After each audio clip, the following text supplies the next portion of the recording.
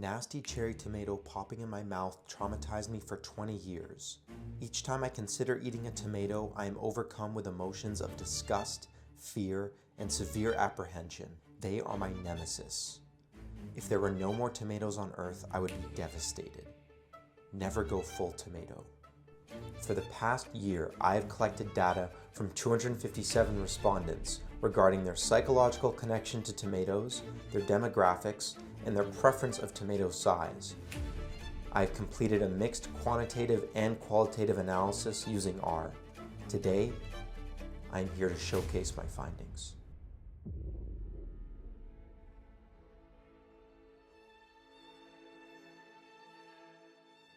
Of course you may ask, why do this study? Well, I was inspired by this manuscript looking at the association between penis size and the likelihood of gun ownership. It seems all you need to do is create a survey, circulate it around, crunch some numbers, and there you go. You have a study. I wanted to throw my own hat into this ring of scientific excellence, but I don't give enough credit to those penis authors. This was an incredibly long and hard undertaking, and I'm sure theirs was too.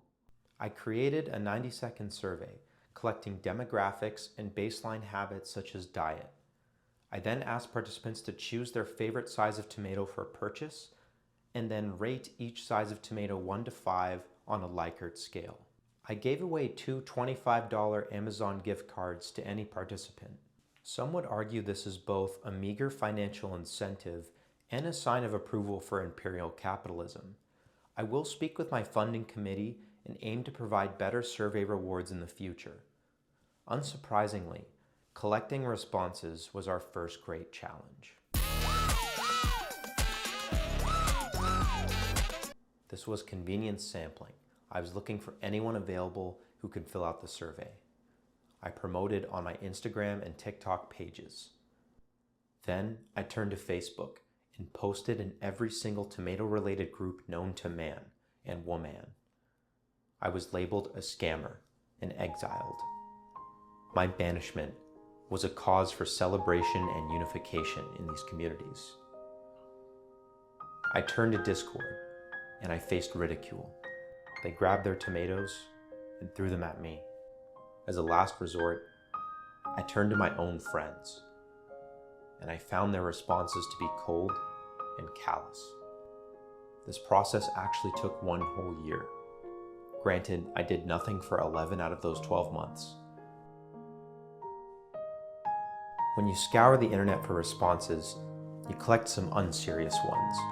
In the gender column, someone wrote puppy boy with serious in parentheses. I gave them the benefit of the doubt and it could be a real thing. I don't know.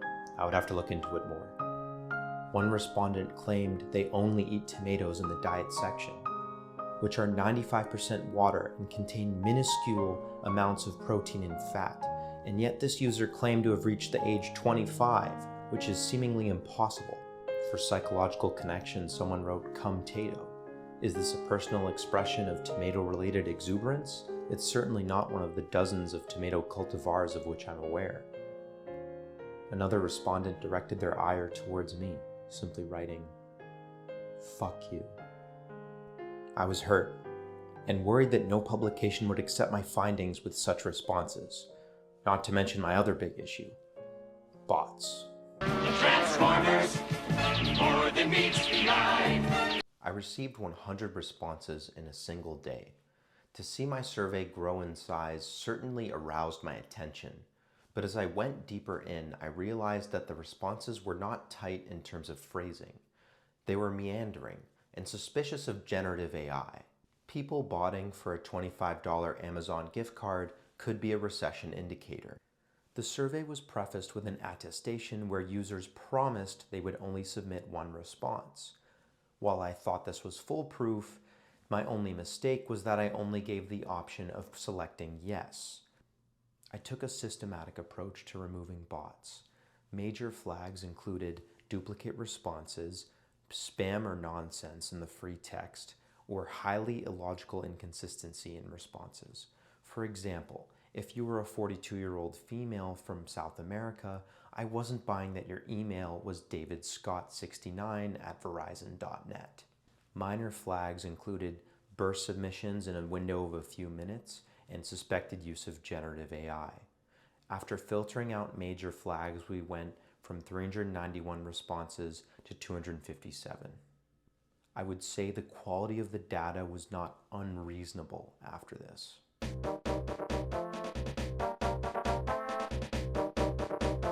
A close friend of mine once said, "The old generation brought the scientific method to the humanities. It is for our generation to bring the humanistic method to the sciences." When he first said this, I thought he was referring to the groundswell of research happening in huge manatees. But then I came to this. On the left side of the screen, we'll keep a bar tracking our humanity level to keep us in check as we go through the methods. We will begin with describing our cohort characteristics. Then we will begin with the chi-square. The chi-square answers the question, does categorical variable A, let's say education level, associate with categorical variable B, preference for tomato size, using a contingency table? Next, we must answer the question, how do our independent variables, such as age and diet, associate with our rating scales for each tomato type, small, globe, and beefsteak? Now, the Likert rating scale is an ordinal variable. It is ordered into categories, and the spacing is not necessarily equal between them. For example, going from a 1 to a 2 is still an abysmal score, but going from a 3 to a 4, suddenly you're saying, this is pretty damn good. That might be a bigger jump for most people. Personally speaking, I have quite low standards, so whatever a 2 is for most people is probably a 4 for me in most things. We will use ordinal regression in order to see how our independent variables are associated with each rating scale separately. The reality is, these three rating scales are likely correlated. If you hate tomatoes, size is probably not the deal breaker. You're not going to suddenly start liking them as soon as there is more tomato. So we will use MANOVA to look at these three rating scales together, which I chose because when I'm in the room, people often say, "Who's that handsome MANOVA there?" Oh, okay. MANOVA will be used because that way we can look at how the independent variables are associated with a multivariate response. I'm no statistician, so if you disagree with these methods or feel I've misspoken, please leave a comment below, send an email, because this database, or as I call it, the tomato base, deserves the best. Hold on. I can feel my humanity rising. We must now be talking about qualitative analysis. We will be using the thematic analysis method detailed by Brown and Clark, which, if you've ever read that paper, has some serious tangents. As people were given free text to write what they wanted, we will take our quotes and generate initial short codes, and then organize these codes into higher level patterns called themes. And that way, this paper will be injected with 100% pure humanity.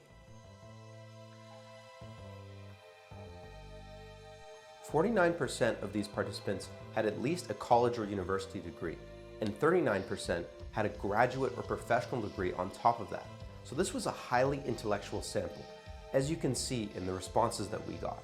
Our median age was 29, with 55% of participants identifying as women and 48% of participants identifying as white or European. I would say the typical participant in this study was a 30-year-old, highly educated white woman who's not afraid to chow down on a tomato at least a few times a week. Despite their size, beefsteak tomatoes were the minority with preferred tomato for purchase. With the chi-square, we can see that white and European participants compared with other ethnicities had a greater propensity towards choosing small tomatoes. I was speaking with a Chinese friend of mine, and he told me that he wasn't even aware small tomatoes existed before he met Caucasian people in his high school. It could be a cultural phenomenon. The ordinal regression model reveals what I call the beefsteak effect. As your age increases, there's a significantly higher chance that you will rate a beefsteak tomato a 5 out of 5. I predict that if you rate a beefsteak tomato a 3 out of 5 in your 20s, you will approach a 5 out of 5 in your 60s.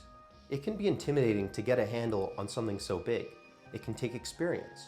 Perhaps as our worldview expands with age, so does our taste for larger circumference. Men also rated small tomatoes significantly lower than women, by around 0.35 points on the Likert scale. This has made me reassess, how do I look at smaller tomatoes? Do I think I'm not quote-unquote manly if I choose a small tomato, which is ideal for snacking or eating in a salad? The MANOVA showed that age and gender were significantly associated with the combination of the three tomato scores, primarily driven by the aforementioned age beefsteak effect and gender small tomato effect. In a sensitivity analysis which removed anyone with a minor Botting score, the age effect remained significant, while the gender effect did not. Was the age effect more pronounced, or perhaps the minor Botting criteria too stringent? It certainly leaves the door open for a follow-up study. You may think that tomatoes only evoke neutrality, but I would beg to differ. Initial codes included trauma, hate, aversion, bad memories. This person said, at one point in my life, tomatoes were my #1 disliked food. Yet there were so many antithetical responses. Tomatoes make me feel like I'm doing right. I associated them with way too many staple dishes to even begin. Tomatoes make me happy. So many people were just overcome with emotion and could only say, I just love them. Other codes included warmth, comfort. Yes, many respondents indicated apathy. This person said, if you're not thirsty, they're kind of mid. Other people just left the section blank. But you can't deny that we covered a large part of the emotional spectrum here. Where does this duality come from? Well, a common code was garden versus store-bought tomatoes. I only like tomatoes from my garden. They taste like spicy, sweet, acidic perfection. Store tomatoes have no taste. They are disgusting sacks of shitty water puree with an overly hard skin. I hate them with passion.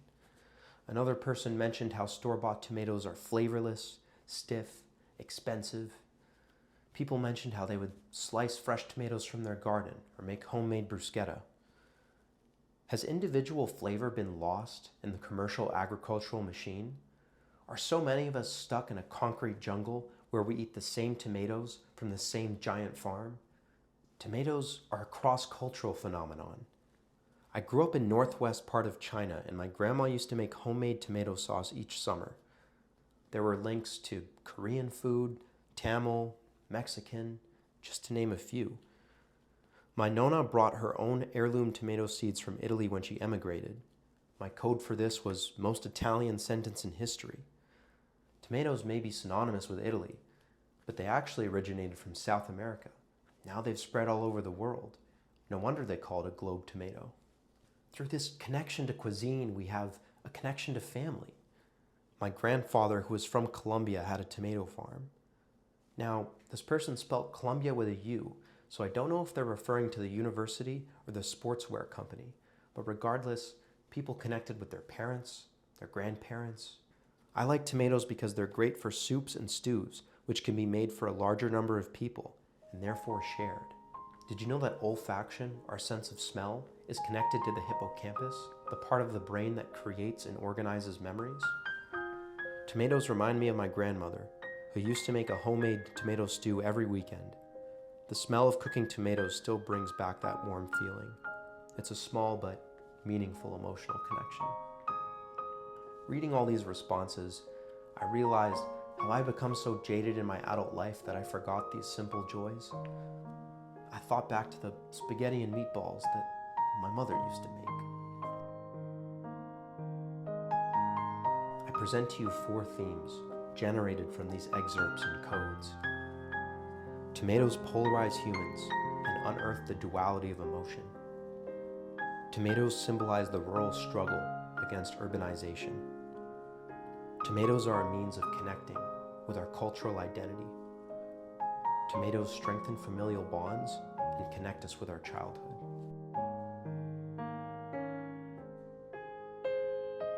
One of my friends asked me, why tomatoes? Why not lettuce size in a BLT or proportion of mayo to ketchup that can be used with French fries? While I thought the inception of this idea was random, I realize now that I had some connection with this fruit. It's so versatile. In some cuisines, it's used in almost every meal. And yet, for a common cooking item, It has such a distinct texture and flavor. It's synonymous with so many shared meals with loved ones, like soups and stews. Sometimes I think, why do we waste so much time cooking and eating? Then I think back to all those meals with my loved ones and family, and I realize that I wouldn't give that up for anything. Our relationship with tomatoes changes as we age, but they always have an ability to evoke emotions, struggles, memories. From that kid who threw up their tomato salad in kindergarten, to that Nona who clutched her heirloom tomato seeds as she traversed the Atlantic Ocean. I didn't expect these findings when I started the journey, but neither did those penis authors, who hypothesized that men with smaller genitalia would be more likely to own guns as compensation, but instead found that men with larger genitalia are actually more likely to own guns.